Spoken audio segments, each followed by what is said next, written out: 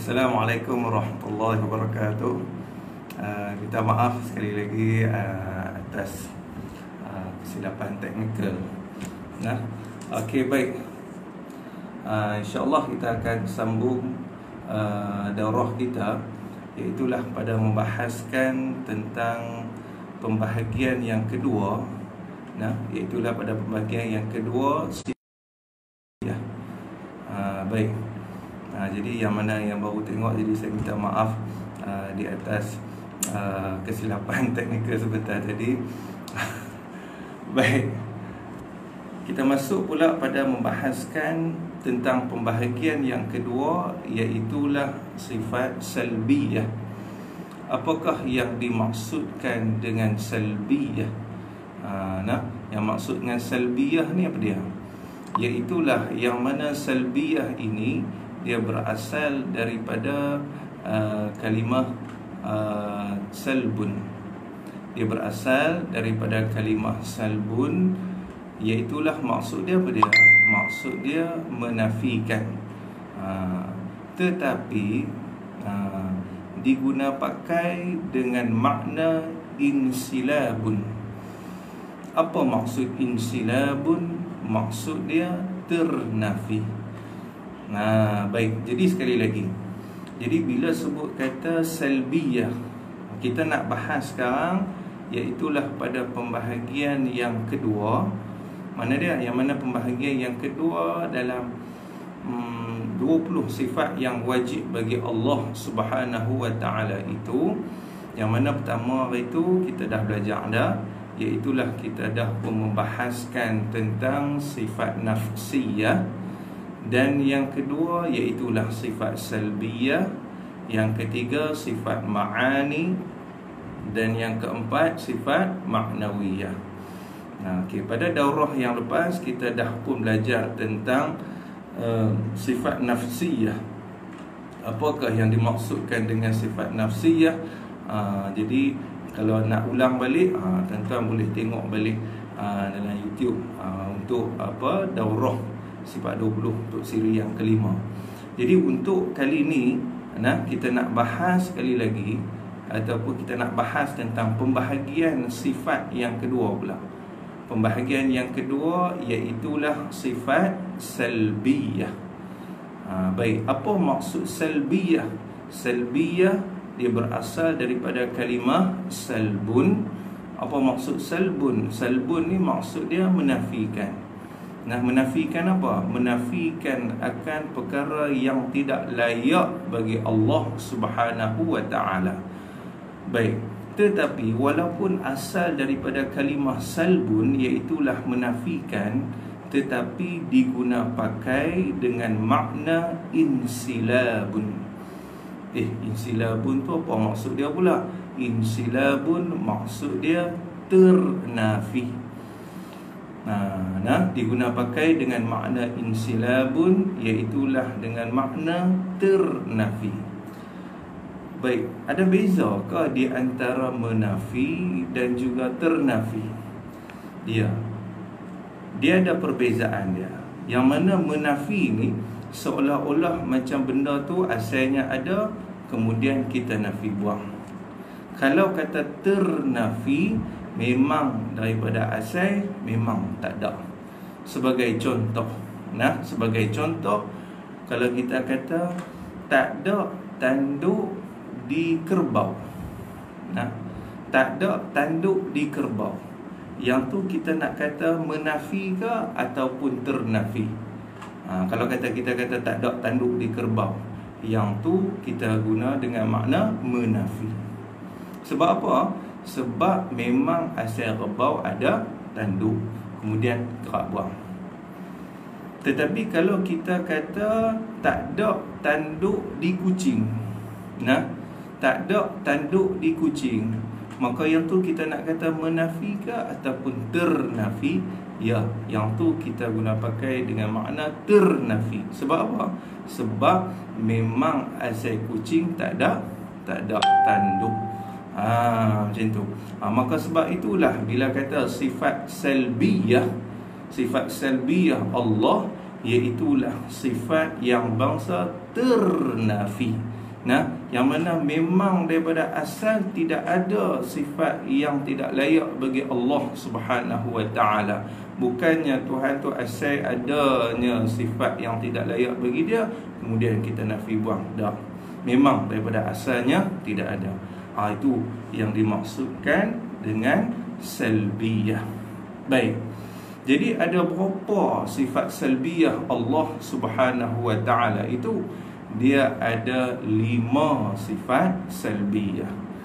Sifat salbiyah itu dia ada 5. Mana dia? Iaitulah yang pertamanya qidam, yang keduanya baqa, yang ketiganya mukhalafatuhu ta'ala lil hawadis, yang keempatnya qiyamuhu ta'ala binafsi, dan yang kelimanya wahdaniyah.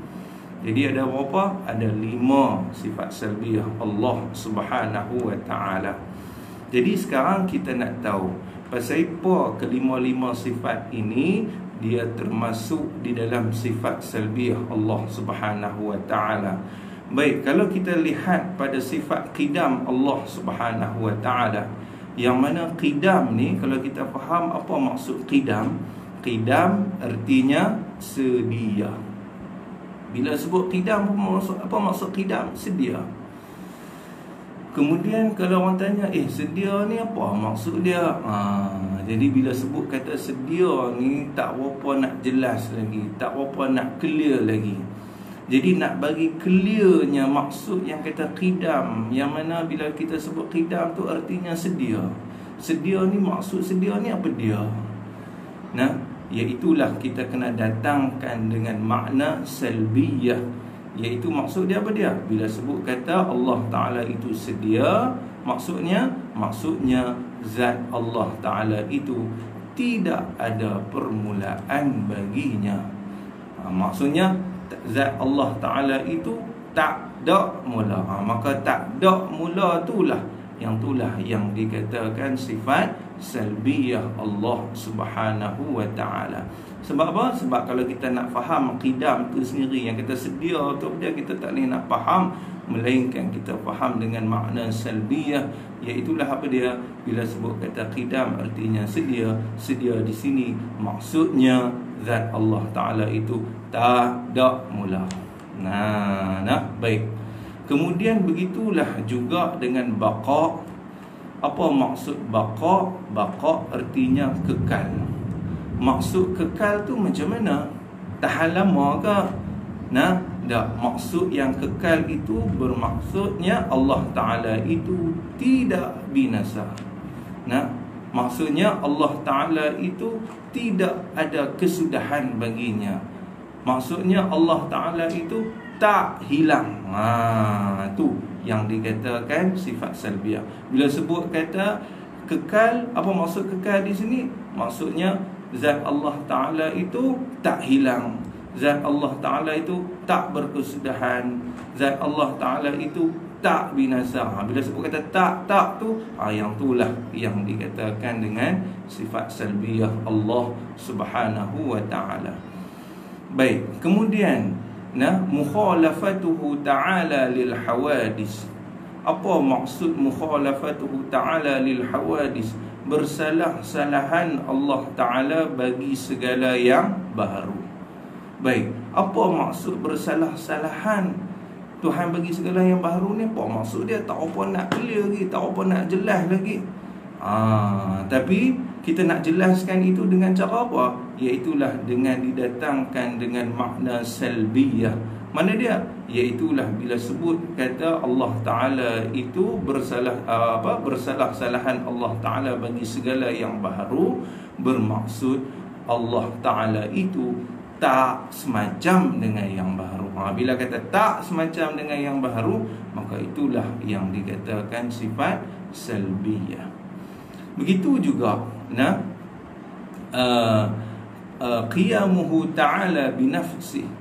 Apa maksud qiyamuhu ta'ala binafsih? Iaitulah berdiri Allah Ta'ala dengan sendirinya. Baik, apa maksud berdiri Allah Ta'ala dengan sendiri? adakah Allah Ta'ala itu asalnya duduk kemudian dia berdiri dengan sendiri? Dah, itu bukan maksudnya. Kalau kita faham itu adalah maksudnya, maka hukumnya adalah kafir. Wal'iyazubillah. Nah, itu bukan maksud yang kata Tuhan tu bersifat berdiri dengan sendiri, bukan bermaksud asal Tuhan tu duduk kemudian dia berdiri. Salah. Habis itu apa maksud dia? Jadi tak apa nak clear. Bila sebut kata qiyamuhu ta'ala binafsi sendiri pun tak apa nak clear. Sebab apa? Sebab maksud dia berdiri Allah dengan sendiri. Tuhan ni perbuatan ni macam kita kah? Asal Tuhan duduk kemudian Tuhan berdiri kah? Tak. Habis itu kita nak bagi faham maksud kata berdiri Allah Ta'ala dengan sendiri itu macam mana? Iaitulah didatangkan dengan makna salbiyah. Iaitu apa dia? Iaitu dia ada dua makna.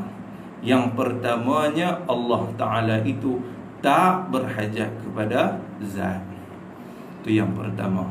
Pasal apa Allah Ta'ala tak berhajat kepada zat? Yang tu kita akan bincang di dalam sifat qiyamuhu ta'ala binafsih. Yang kedua, makna yang kedua, iaitulah Allah tidak berhajat kepada sesuatu yang menjadikan dia. Jadi bila kata berdiri Allah Ta'ala dengan sendiri, kita tak faham, melainkan didatangkan dengan dua makna. Yang pertamanya, Allah tak berhajat kepada zat. Dan yang kedua, Allah tak berhajat kepada sesuatu yang menjadikan dia. Maka dua makna inilah yang dikatakan sifat salbiyah. Dan yang sifat yang seterusnya, yang kelimanya, iaitulah wahdaniyah. Apa maksud wahdaniyah? Maksud wahdaniyah iaitu Allah Ta'ala itu satu. Apa maksud satu? Nah, yang kata satu ni macam mana? Bila sebut kata satu, iaitulah Allah Ta'ala itu zat apa? Allah Ta'ala itu tidak berbilang-bilang. Tak berbilang-bilang itu pada tiga perkara. Yang pertamanya, Allah Ta'ala itu tak berbilang-bilang pada zatnya. Yang kedua, Allah tak berbilang-bilang pada sifatnya. Yang ketiga, Allah tidak berbilang-bilang pada perbuatannya. Itu maksud yang kata wahdaniyah. Jadi bila kata wahdaniyah, Allah Ta'ala itu satu. Satu tu macam mana? Satu zat dia saja kah? Ada satu pada tiga. Yang pertamanya, Allah Ta'ala itu tak berbilang-bilang. Bila sebut kata satu, maksudnya tak berbilang-bilang. Tak berbilang-bilang itulah yang dikatakan sifat salbiyah. Tapi tak berbilang-bilang pada apa? Tak berbilang-bilang pada zat. Yang kedua, tak berbilang-bilang pada sifat. Yang ketiga, tak berbilang-bilang pada perbuatan. Maka bila sebut tak berbilang-bilang, yang itulah yang dikatakan sifat salbiyah. Jadi bila kata macam itu, baru kita faham. Sebab itulah kelima-lima sifat ini, kelima-lima sifat ini dinamakan sifat salbiyah. Sebab apa? Sebab setiap satu sifat itu kita tak boleh nak faham secara direct. Kita tak boleh nak faham secara langsung, melainkan didatangkan dengan makna yang salbiyah itu sendiri. Sebab apa? Sebab bila sebut kata qidam, artinya sedia. Tak boleh nak faham sedia tu, melainkan kita faham bahawasanya zat Allah Ta'ala itu tidak ada permulaan baginya. Dan kita tak boleh nak faham baqa' tu sendiri tu macam mana, melainkan kita faham bahawasanya zat Allah Ta'ala itu tidak hilang dan tidak berkesudahan. Kita tak boleh nak faham mukhalafatuhu ta'ala lil hawadis dengan secara direct, melainkan kita faham bahawasanya Allah tak semacam dengan yang baharu. Kita tak boleh nak faham secara direct, secara terus, secara langsung maksud yang kata berdiri Allah Ta'ala dengan sendiri, melainkan kita faham dengan makna salbiyah, iaitulah Allah Ta'ala itu tak berhajat kepada zat, dan Allah tak berhajat kepada sesuatu yang menjadikan dia. Kita tak boleh faham maksud wahdaniyah itu sendiri, yang kata Allah Ta'ala itu satu, melainkan kita faham bahawasanya Allah Ta'ala itu tidak berbilang-bilang pada zatnya, pada sifatnya dan pada perbuatannya. Boleh faham ke tak ni, no? InsyaAllah. Baik, yang itulah yang dikatakan dengan sifat salbiyah. Baik, jadi kelima-lima sifat salbiyah ini, kelima-lima sifat salbiyah ini juga dinamakan sebagai sifat khabariyah. Apa maksud sifat khabariyah? Iaitulah sifat yang nak memberitahu, sifat yang nak memberitahu ataupun sifat yang nak menjelaskan. Menjelaskan macam mana? Kalau kita lihat pada sifat qidam Allah Subhanahu wa taala, sifat qidam Allah Subhanahu wa taala, bila kata sifat qidam itu nak menjelaskan tentang zat Allah, yang mana zat Allah taala itu tidak ada permulaan. Batulah qidam ni dia termasuk orang kata apa? Sifat khabariyah. Dinamakan juga sebagai sifat khabariyah, sifat yang nak menjelaskan, nak memberitahu. Baik, begitu juga baqa. Maka baqa itu nak menjelaskan, nak memberitahu bahawasanya zat Allah taala itu tidak binasa sama sekali. Begitu juga mukhalafatuhu taala lil hawadis, nak menjelaskan, nak memberitahu bahawasanya zat Allah taala itu tak semacam dengan yang baharu. Begitu juga qiyamuhu taala binafsih, nak menjelaskan bahawasanya zat Allah taala itu tidak berhajat kepada tempat dan tidak berhajat kepada sesuatu yang menjadikan dia. Dan yang kelimanya qiyamuhu taala binafsih wahdaniyah, nak menjelaskan, nak memberitahu bahawasanya zat Allah taala itu tidak berbilang-bilang. Maka sebab itulah kelima-lima sifat ini dinamakan sifat khabariyah. Namun kita kena faham, kita kena faham bahawasanya kelima-lima sifat ini bukanlah sifat yang berdiri pada zat Allah Subhanahu wa taala. Bukanlah seperti mana sifat ma'ani.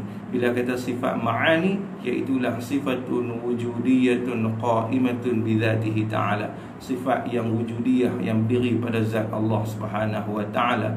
Tetapi bila kata sifat salbiyah ini, dia bukan sifat yang macam tu. Dia sifat hanya, orang kata apa, hanya sekadar nak menjelaskan, nak memberitahu. Maka kelima-lima sifat ini iaitulah sifat yang jenis yang macam mana? Sifat yang bangsa adami. Apa dia sifat yang bangsa adami? Iaitulah sifat yang bangsa tak ada diri. Bila sebut kata adami, maksudnya yang tak ada diri. Tak ada diri ni macam mana? Ataupun dalam istilah yang lain, kita kata sifat yang bangsa amrun i'tibari. Sifat yang bangsa amrun i'tibari. Amrun i'tibari ni apa dia pula dah? Amrun i'tibari apa ni? Apa benda? Baik, ni di antara istilah-istilah yang digunakan pakai di dalam ilmu tauhid. Baik, jadi bila sebut kata amrun i'tibari ni, kita kena faham hak wujudi dulu. Kita kena faham sifat yang wujudi dan juga amrun i'tibari. Baik, sifat yang wujudi ni duluan. Saya nak cerita yang wujudi dulu. Sifat yang wujudi iaitulah yang bangsa ada diri, iaitulah yang mana yang maujud pada zihin, dan juga maujud pada kharij. Dia pula dah maujud pada zihin, maujud pada kharij ni apa benda pula? Baik, insya-Allah saya tahu satu-satu.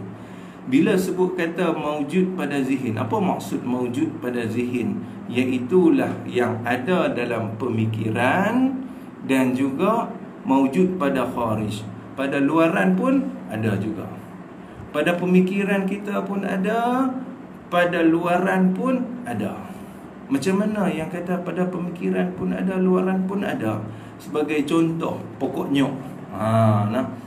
Pokok nyok. Baik, kalau kata pokok nyok ni, kita boleh tak bayang dalam pemikiran kita? Kita boleh tak bayang dalam pemikiran kita? Ya, kita boleh bayang pokok nyok tu macam mana. Kita boleh bayang. Baik, bila kata kita boleh bayang dalam pemikiran, maka itu adalah, orang kata apa, maujud pada zihin, ada dalam pemikiran. Kemudian pada kharij, dia ada ke tak ada?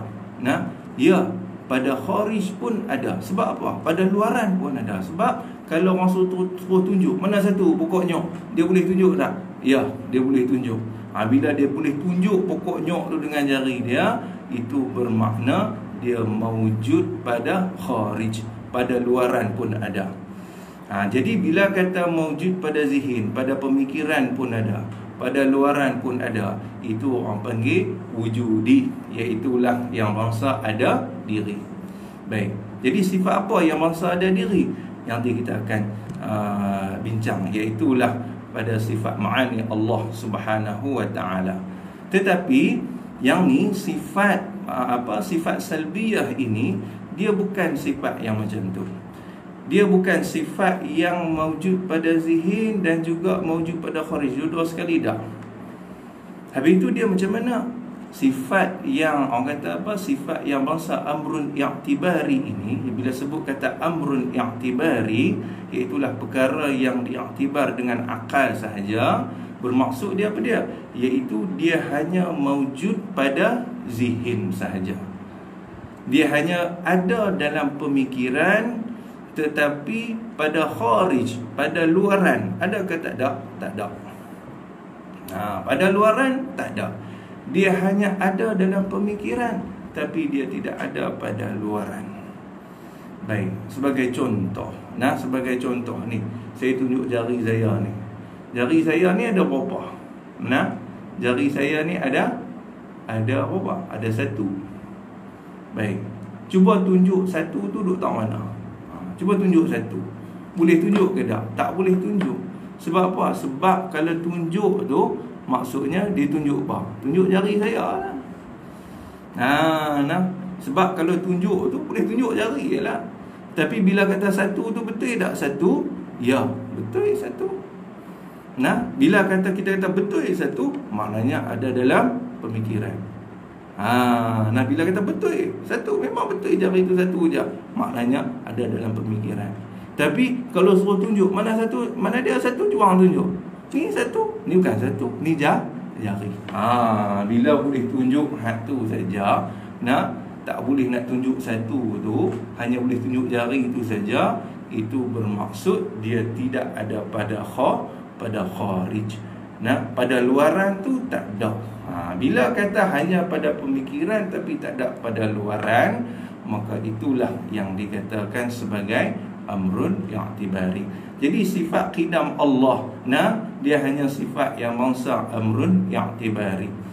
Yang mana dia hanya ada dalam pemikiran, tapi pada luaran tak ada. Pada luaran tak ada. Begitu juga baqa, kekal. Dia hanya ada dalam pemikiran. Sungguh Tuhan tu kekal. Tapi nak tunjuk, kalau kata akhirat kelak, tuan-tuan, nak tengok sifat kekal Tuhan tu boleh ke tak? Tak boleh tunjuk. Pasal apa? Pasal dia bukan sifat yang ada diri. Begitu juga mukhalafatuhu ta'ala lil hawadis. Begitu juga qiyamuhu ta'ala binafsi.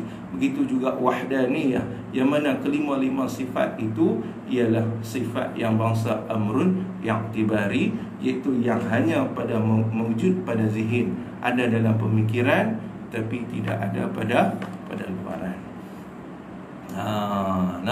Boleh faham insya-Allah. Baik. Kemudian baru kita masuk pula pada membincangkan tentang sifat salbiyah yang pertama. Mana dia? Iaitulah sifat qidam Allah Subhanahu wa ta'ala. Ini baru kita nak masuk sifat yang kedua, sifat yang wajib bagi Allah Subhanahu wa ta'ala, yang wajib kita kena ketahui. Maksudnya yang wajib kita kena belajar, dan hinggalah kita mengetahui, seterusnya kita kena i'tiqad di dalam hati kita. Baik, mana dia? Iaitulah yang keduanya, qidam. Baik, jadi seperti mana yang kita belajar tadi, qidam, apa maksud qidam? Qidam artinya sedia. Qidam artinya sedia. Baik, jadi bila sebut kata sedia tu, apa maksud dia? Tak apa nak clear lagi. Tak apa nak clear lagi. Sebab apa? Sebab bila kata sedia ni, sebab tu qidam ni dia ada tiga makna. Dia ada tiga makna. Yang pertamanya disebutkan sebagai qidam zati. Yang pertama disebut sebagai qidam zati. Apa maksud qidam zati? Iaitulah qidam yang dinisbahkan pada zat Allah Subhanahu wa ta'ala. Qidam yang dinisbahkan kepada zat Tuhan. Bila kata qidam yang dinisbahkan pada zat Allah, bermaksud apa qidam ni? Qidam yang ni bermaksud zat Allah Ta'ala itu tidak ada permulaan baginya. Itu maksud kata qidam zati. Adakah qidam ini, qidam zati ini diguna pakai? Yang mana kita duk bahas sifat qidam Allah sekarang? Ya, yang ni yang kita guna. Yang mana bila sebut kata qidam, Allah Ta'ala itu qidam, bersifat qidam, bermaksud apa dia? Iaitulah qidam zati, yang mana zat Allah Ta'ala itu tidak ada permulaan baginya. Baik, yang kedua, dinamakan sebagai qidam zamani. Apa maksud qidam zamani? Iaitulah qidam yang dinisbahkan pada zaman. Zaman ni maksud dia apa dia? Masa. Masa. Sebagai contoh, kalau kita tengok piramid, piramid yang mana dibina ribuan tahun yang lampau, ribuan tahun yang lampau. Kemudian sehinggalah sekarang ni piramid tu ada lagi. Ya, piramid tu ada lagi. Kalau orang tanya dia, dibina bila lagi tu piramid tu? Sejak dulu lagi. Jadi bila kata sejak dulu, dulu tu orang panggil apa? Qidam juga tu. Sejak dulu. Tapi qidam yang ni dia ada mula ke tak ada mula? Ya, dia ada mula.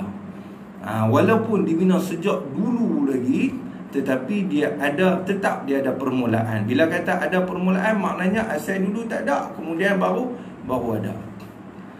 Baik. Jadi adakah qidam zamani ni diguna pakai dalam sifat qidam Allah? Tak. Sebab apa? Sebab qidam zamani ni dia tetap ada permulaan walaupun dia dibina sejak dahulu. Baik. Yang ketiga pula iaitulah qidam idafi. Yang ketiganya qidam idafi. Apa maksud qidam idafi? Idafi ni maksud dia sandaran. Maksud dia sandaran. Sandaran macam mana? Sebagai contoh, sandaran di antara pak dengan anak. Pak dengan anak. Baik. Di antara pak dengan anak tu, siapa yang dulu? Siapa yang ada dulu? Pak dulu ke anak dulu? Mestilah pak dulu. Jadi bila kata pak dulu, pak ada dulu, itu orang panggil apa? Qidam juga. Tetapi yang ni orang panggil qidam idafi. Adakah qidam yang ni tak ada mula? Ya, tak. Dia tetap ada permulaan juga. Jadi bila kata ada permulaan, adakah diguna pakai pada sifat qidam Allah? Tak, dia tak guna pakai pada sifat qidam Allah Subhanahu wa ta'ala. Maka yang diguna pakai pada sifat qidam Allah Ta'ala itu qidam yang mana satu?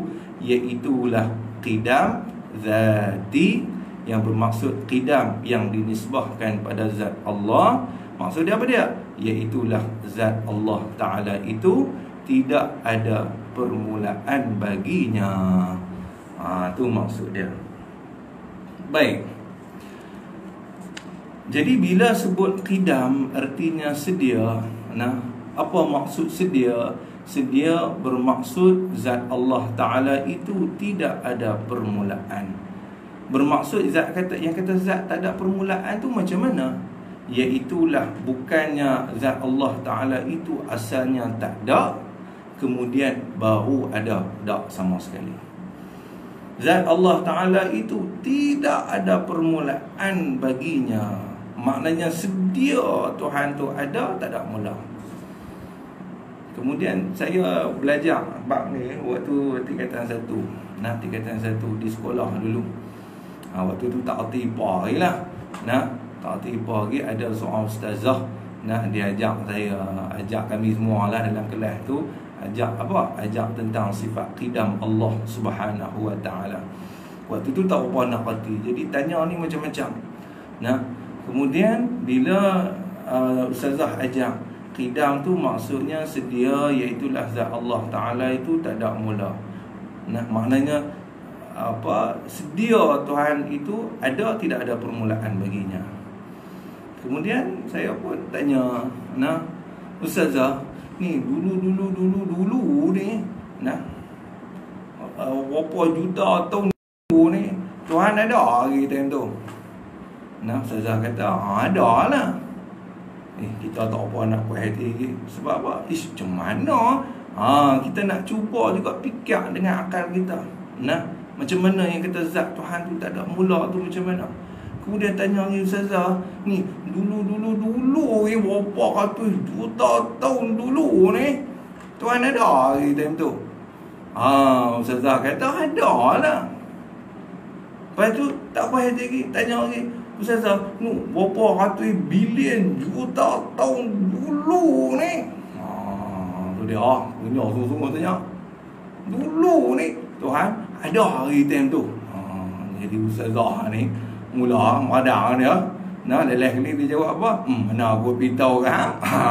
Tu dia. Jadi bila boleh jawab macam tu, itu maknanya jawapan tu salah. Sebab apa? Sebab bila sebut kata zat Allah Ta'ala itu tidak ada permulaan baginya, akal kita tak mampu nak fikir. Nah, macam mana yang kata zat Tuhan itu tidak ada mula. Sebab itulah kita tak mampu fikir. Allah Ta'ala bagi akal kepada kita ni terhad. Bila kata terhad, kita cuma hanya i'tiqad di dalam hati kita bahawasanya zat Allah Ta'ala itu tidak ada permulaan baginya. Nah, zat Allah Ta'ala itu tidak ada permulaan baginya. Bukannya asal Tuhan tu ada, tak ada, kemudian baru ada, dah. Tuhan tu sedia ada. Nah, sedia ada zat Allah Subhanahu wa taala. Macam mana keadaan dia? Wallahu a'lam. Hakikat dia macam mana? Wallahu a'lam. Tidak ada sesiapa pun yang dapat mengetahuinya. Kalau ada siapa yang boleh hurai, macam mana zat Tuhan tu sejak bila lagi? Yang tu maknanya dia sudah termasuk di dalam golongan orang yang jahil. Jahil apa? Jahil murakkab. Pasal apa kata jahil murakkab? Nah, sebab yang pertama murakkab ni maksudnya bersusun, berlapis. Tu maksud murakkab, kejahilannya tu berlapis. Berlapis tu macam mana? Nah, yang pertama lapisan kejahilan, lapisan yang pertama dia tak tahu tentang sifat qidam Tuhan tu. Nah, kemudian lapisan yang kedua dia tak tahu kata diri dia tu jahil. Jadi dua kali tak tahu. Tak tahu dengan ilmu tersebut, dan yang kedua dia tak tahu kata diri dia tu jahil. Itu apa panggil jahil murakkab. Bila tak tahu kata diri dia tu jahil, maka sebab itulah dia akan menghuraikan pada perkara yang dia tak tahu. Bila dia menghuraikan pada perkara yang dia tak tahu, maka itu yang paling bermasalah sekali. Itulah yang boleh menghancurkan agama Islam. Itulah yang boleh menyesatkan umat Islam. Sebab apa? Sebab dia menghuraikan pada perkara yang tidak diketahuinya. Maka sebab itulah bila kata sifat qidam Allah Ta'ala ni, kita tak mampu nak mengetahui akan hakikat. Hakikat sifat qidam Tuhan, hakikat yang kata zat Allah Ta'ala itu tak ada mula tu macam mana? Akal tak mampu fikir. Maka sebab itu kita belajar tentang sifat-sifat Allah ni, sifat 20 ini bukan pada hakikat. Sebenarnya kita belajar ini hanya pada majaz akli sahaja. Apa maksud majaz akli? Iaitulah hanya pada pinjaman akal sahaja. Bukannya pada hakikat. Sebab apa? Sebab hakikat kita tak mampu fikir. Sebab tu ulama hurai pun hanya pada majaz akli, bukan pada hakiki dah. Baik, habis kita belajar tentang orang kata apa? Pengenalan tentang sifat qidam Allah Subhanahu wa taala.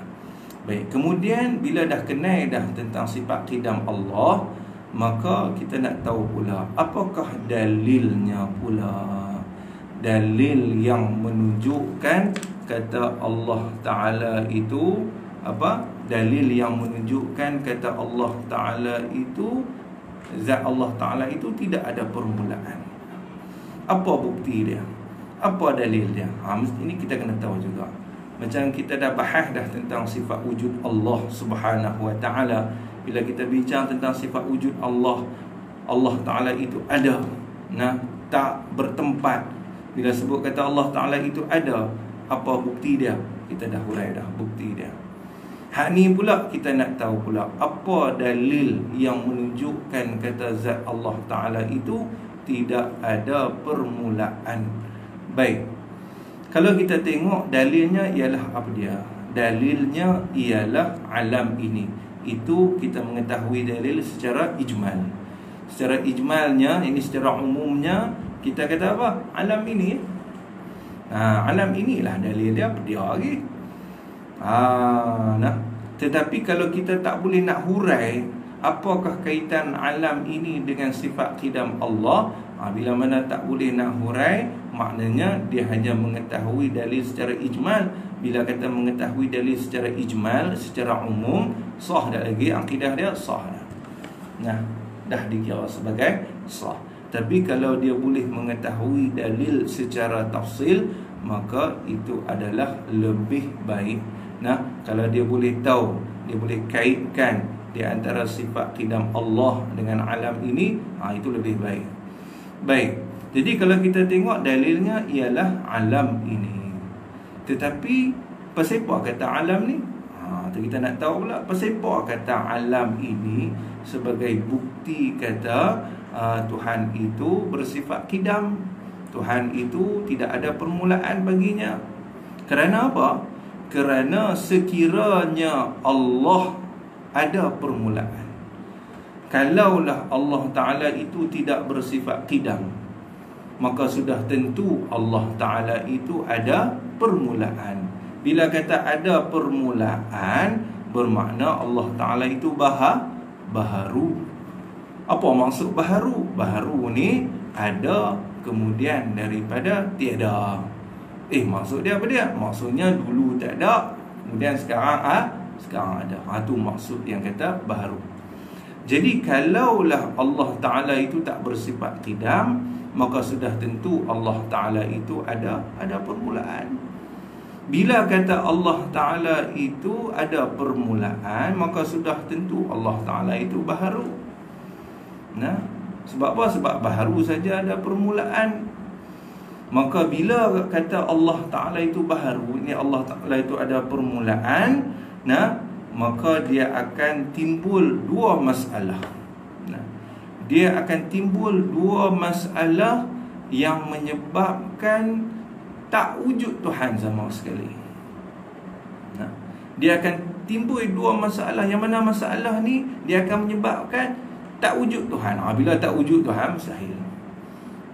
Bila kata tak wujud Tuhan, itu adalah mustahil. Baik. Jadi macam mana yang kata timbul dua masalah itu? Yang pertamanya iaitulah daur. Yang pertamanya daur, dan yang keduanya iaitulah tasalsul. Bukan tersasul, tasalsul. Baik. Lalu ni kita nak faham dulu apa maksud daur. Yang kata daur ni maksud dia pusingan. Itu maksud daur.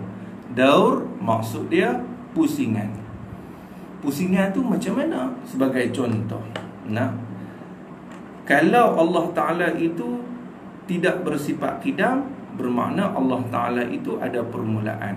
Bila kata Allah Ta'ala itu ada permulaan, dia akan timbul masalah, dua masalah, yang mana dua masalah ni akan menyebabkan Tuhan tu tak wujud sama sekali. Baik. Yang mana yang pertamanya daur. Apa maksud daur? Pusingan. Bila kata pusingan ni macam mana? Sebagai contoh, Tuhan A. Kita ambil Tuhan A. Tuhan A ni kalau kita kata ada permulaan, maknanya dulu tak ada, kemudian baru ada, maka sudah tentu Tuhan A ni dijadikan oleh sesuatu yang sebelum daripada dia. Sudah tentu dia dijadikan oleh sesuatu yang sebelum daripada dia. Siapa dia? Tuhan yang sebelum tu, iaitulah Tuhan B.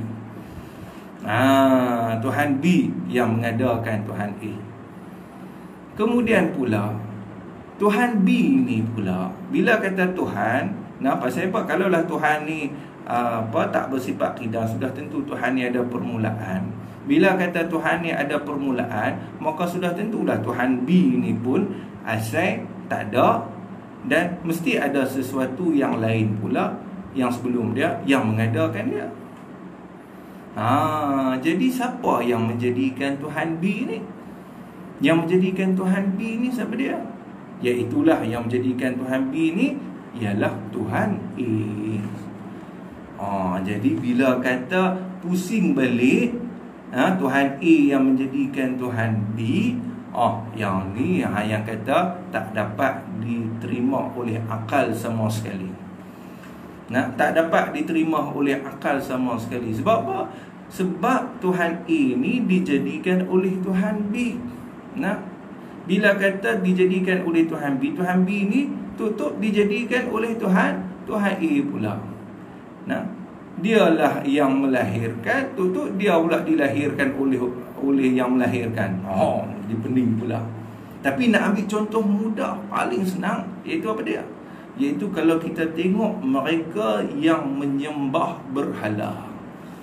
Itu contoh daur. Kita tengok orang yang menyembah berhala tu, patung berhala tu. Baik, patung berhala tu siapa yang buat? Siapa yang bagi jadi patung Tuhan berhala tu? Manusia. Manusia yang bagi jadi. Manusia tu pula dijadikan oleh siapa? Dijadikan oleh patung berhala tu pula. Tu dia. Bagi contoh saya duk tengok ada satu cerita. Cerita apa? Cerita Hindustan. Cerita Hindustan ni dia cerita macam mana? Dia cerita tentang seorang hero ni, dia makhluk asing. Dia makhluk asing. Jadi dia ada benda tu, dia pegang tu, dia hilang di mana? Hilang di bumi. Jadi dia ni pun mailah ke bumi. Bila dia mai ke bumi ni, kemudian dia duk carilah barang dia hak hilang tu. Bila dia cari barang dia hak hilang tu, kemudian tak tahu macam mana, dia tanya orang, ni aku ni nak buat macam mana? Ni aku hilang barang ni. Kemudian orang tu kata, mintalah kat Tuhan. Mintalah tolong Tuhan. Nanti Tuhan tolong cari untuk hang lah. Kemudian mana dia Tuhan? Dia tunjuklah patung-patung berhala. Ni Tuhan-Tuhan ni semua ni boleh minta tolong. Kemudian ambillah, aku nak Tuhan ni, Tuhan hak kecil ni dah lah. Minta Tuhan hak kecil tu. Kemudian dia beli patung Tuhan hak kecil tu. Kemudian dia pun minta lelah kali, apa yang dia lain yang dia minta, lain yang dapat. Kemudian dia pun serah balik. Dia kata, ni aku tak mau, ni Tuhan ni aku tak mau, aku nak Tuhan hak lain. Pasal apa? Pasal aku minta, aku minta lain, dapat hak lain. Kemudian orang hak jual patung tu kata, ni Tuhan kecil. Kalau hang nak bagi mujarak yang berkesan ni, kena minta beli patung Tuhan hak besar ni. Tu dia. Kemudian bila dia duduk tengok pelik macam tu, dengan Tuhan pun boleh jual apa ke semua, dia pun tanya, ni siapa yang buat semua Tuhan-Tuhan ni? Dia kata apa? Orang jual tu kata, dia kata akulah yang buat. Akulah yang buat. Kemudian lelaki tu, makhluk asing tu pun tanya, lepas tu yang hang pula, siapa yang bagi jadi hang? Tuhan-Tuhan aku ni lah yang bagi jadi. Jadi pelik. Kemudian macam mana hang bagi jadi dia? Kemudian padahal dia pula, hang putus pula dijadikan oleh dia sendiri.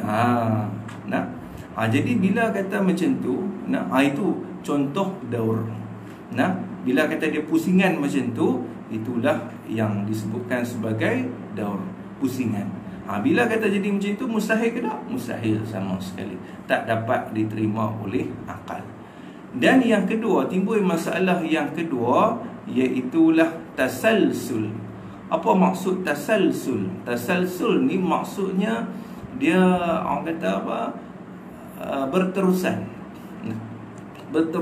Berterusan sampai tidak ada kesudahan. Sebagai contoh, Tuhan A, kalau kata Tuhan A ni ada mula, mesti ada sebelum daripada dia yang mengadakan dia. Apa dia? Tuhan B. Tuhan B ni pun ada mula juga, mesti ada sebelum daripada dia yang mengadakan dia, iaitu siapa dia? Tuhan C. Tuhan C ni pun mestilah ada mula juga. Siapa yang menjadikan Tuhan C? Tuhan D. Leleh kali sampai tak berkesudahan. Bila tak berkesudahan, leleh kali wujud tak Tuhan? Tak wujud Tuhan sama sekali. Bila kata jadi macam tu, maka tetaplah bahawasanya Allah Ta'ala itu zat Allah Ta'ala itu tidak ada permulaan baginya. Sebab apa? Sebab kalau kata zat Allah Ta'ala itu ada permulaan, maka sudah tentulah tidak akan wujud Tuhan sama sekali. Kenapa kata tak wujud Tuhan? Sebab dia akan timbul dua masalah. Yang pertamanya daur, iaitu pusingan seperti mana disebut sebentar tadi. Dan yang keduanya iaitulah tasalsul, yang mana kedua-dua ini yang jadi menyebabkan tak wujud Tuhan. Bila kata tak wujud Tuhan, jadi mustahil. Kenapa kata mustahil? Tak dapat diterima oleh akal. Sebab apa? Sebab alam ini sudah ada. Sebab tu kita awal-awal tadi kita kata dalilnya ialah alam ini. Sebab tu kita kata dalil dia alam ini. Sebab alam ni dah ada. Bila kata alam ni dah ada, maka sudah tentulah adanya Tuhan yang menciptakannya. Siapa yang menciptakannya? Iaitulah Allah Subhanahu wa ta'ala, yang tidak ada permulaan baginya. Boleh faham insya-Allah. Itu yang orang kata apa? Dikatakan sebagai sifat qidam Allah Subhanahu wa ta'ala. Bila kita faham sifat qidam Allah Ta'ala ni, barulah kita i'tiqad di dalam hati kita, yakin sungguh-sungguh di dalam hati kita bahawasanya zat Allah Ta'ala itu tidak ada permulaan baginya. Ada berapa ada akidah yang kita belajar? Ada dua. Yang pertamanya wujud. Habis dah selesai dah. Sebab tu bila kita nak i'tiqad sesuatu, mesti kita kena kenal dulu sifat wujud tu. Macam mana baru kita boleh i'tiqad? Ni kenal sifat wujud Tuhan pun tak, betul nak i'tiqad. Begitu juga qidam Tuhan, kita kena faham sifat qidam Allah Ta'ala tu macam mana, baru kita boleh i'tiqad. Kalau tidak, macam mana kita nak i'tiqad pada perkara yang kita tak tahu? Pada benda yang kita tak tahu, kita nak i'tiqad apa? Kita tak mampu untuk i'tiqad pada benda yang kita tak tahu. Sebab itulah wajib kita kena belajar ilmu tauhid. Wajib kita kena belajar sifat 20. Sebab apa? Sebab kita nak i'tiqad. Sebab syarat i'tiqad, kita mesti kena tahu apa yang kita i'tiqadkan. Jadi kita dah selesai dah nak i'tiqad, ini berpegang sungguh-sungguh dengan yakin bahawasanya Allah Ta'ala itu bersifat qidam. Kemudian pada sifat salbiah yang kedua pula, iaitulah baqa. Kita akan bincang pula yang pada sifat yang ketiga, iaitulah sifat baqa. Apakah yang dimaksudkan dengan baqa? InsyaAllah pada daurah kita yang akan datang. Habis setakat tu dulu sikit-sikit lah kalau kata banyak-banyak pun, orang kata apa, sikit-sikit lama-lama jadi bukit. Kalau kata banyak-banyak lama-lama bawa penyakit. Kita bimbang takut jadi bawa penyakit. Sebab apa? Sebab pening. Banyak sangat ilmu, jadi pening. Jadi kita berhenti setakat ni dulu. InsyaAllah kita akan sambung pula bila, iaitulah pada hari Sabtu ni insyaAllah. Pada hari Sabtu ni jam 9.05 malam, kita akan bahas pula tentang sifat baqa Allah Subhanahu wa ta'ala. Jadi insyaAllah setakat tu dulu. Saya minta maaf lah atas orang kata apa, awal tadi tu dia melelong sikit. Tapi mudah-mudahan pada malam ni insyaAllah kita akan dapat ilmu apa yang kita nak, dan yang wajib kita kena pelajari insyaAllah. Jadi setakat itu dulu. Wallahu subhanahu wa ta'ala a'lam. Bismillahirrahmanirrahim. Alhamdulillah Rabbil alamin. Wassalatu wassalamu ala ashrafil anbiya wal mursalin wa ala alihi wa sahbihi ajma'in. Allahumma nawwir qulubana bi nuri hidayatik كما نورت الأرض بنور شمسك أبدا أبدا برحمتك يا أرحم الراحمين. وصلى الله وسلم عليه والحمد لله رب العالمين. والسلام عليكم ورحمة الله وبركاته.